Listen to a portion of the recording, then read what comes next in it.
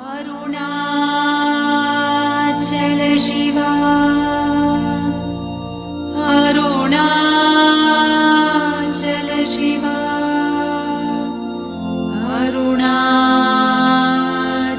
Shiva, Arunachala.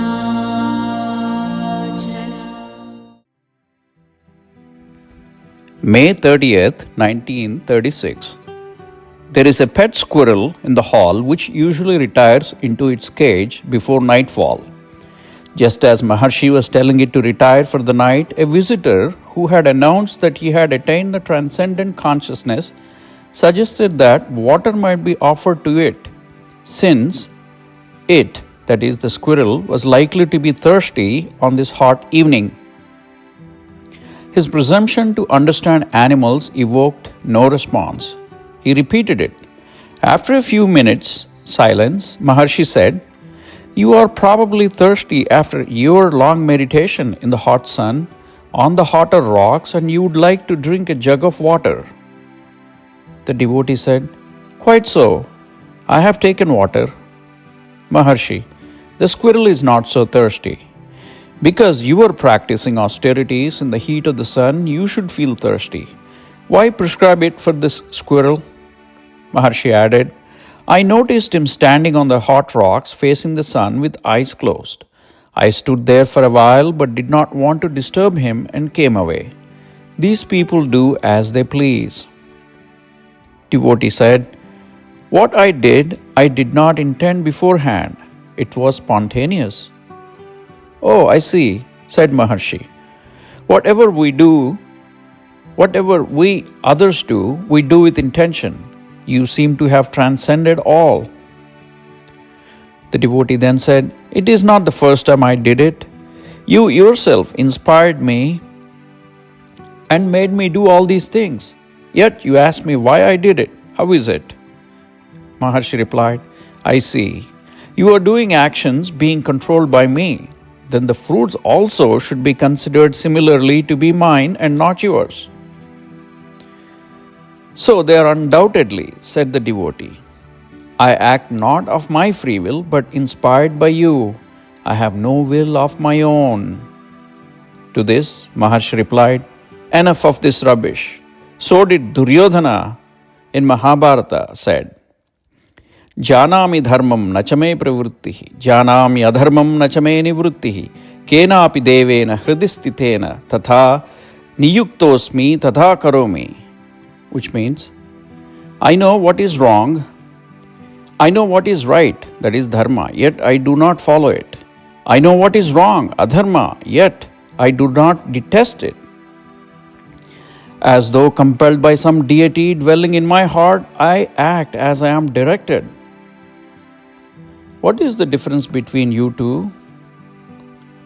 Devotee, I see no difference, but I have no will and act without it. To this Maharshi replied, "You have risen above the common run. We others are acting with personal will." Devotee said, "How, sir? You have said in one of your works that action can be automatic."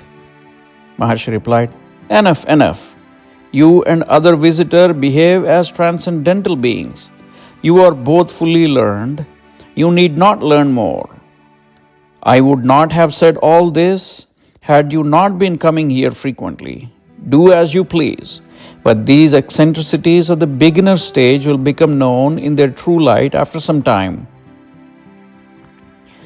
To this the devotee said, "But I have been in this state for such a long time." "Enough," said Maharshi. Talk number 191. Mr. Cohen, a resident disciple, was speaking of yoga method. Maharshi remarked, "Patanjali's first sutra is applicable to all systems of yoga. The aim is the cessation of mental activities. The methods differ. So long as there is effort made towards that goal, it is called yoga. The effort is the yoga. The cessation can be brought about in so many ways. Number 1, by examining the mind itself. When the mind is examined, its activities cease automatically.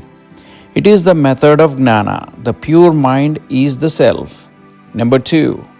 Looking for the source of the mind is another method. The source can be said to be God or self or consciousness. Number 3. Concentrating upon one thought make all other thoughts disappear.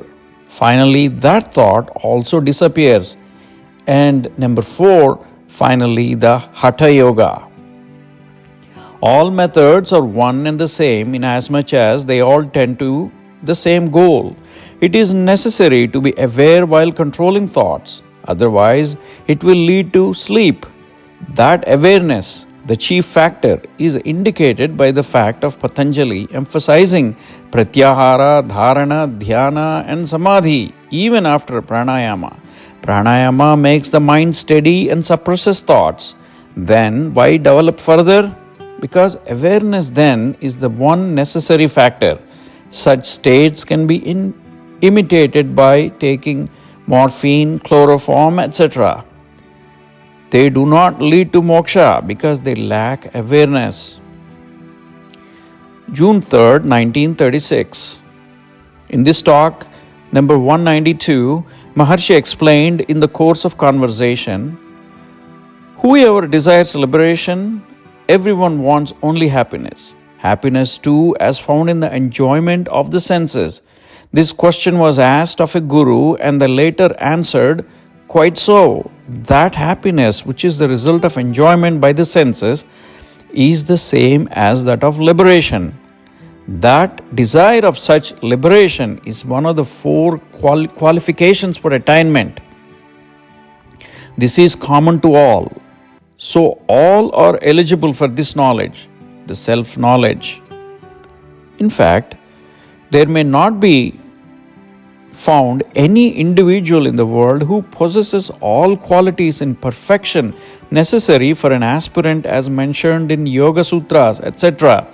Still, pursuit of self-knowledge should not be abandoned.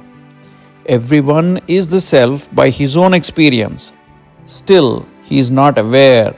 He identifies the self with the body and feels miserable. This is the greatest of all mysteries. One is the self. Why not abide in the self and be done with miseries? In the beginning, one has to be told that he is not the body because he thinks that he is the body only, whereas he is the body and all else. The body is only a part of who he is. Let him know it finally. He must first discern consciousness from insentience and be the consciousness only. Later, let him realize that insentience is not apart from consciousness. This is discrimination or viveka. The initial discrimination must persist to the end. Its fruit is liberation. Talk 193. Maharshi observed, free will and destiny are ever existent. Destiny is the result of past action. It concerns the body. Let the body act as may suit it. Why are you concerned with it? Why do you pay attention to it? Free will and destiny last as long as the body lasts. But wisdom, that is gnana, transcends both. The self is beyond knowledge and ignorance. Should anything happen, it happens as a result of one's past actions, of divine will, and of other factors. In the next talk, number 194, Mr. Subbarao, a visitor from Amalapuram, asked, how to control the mind? Maharshi replied, get hold of the mind. How? Asked the devotee. Maharshi replied, mind is intangible. In fact, it does not exist. The surest way of control is to seek it. Then its activities cease. End of talk 194.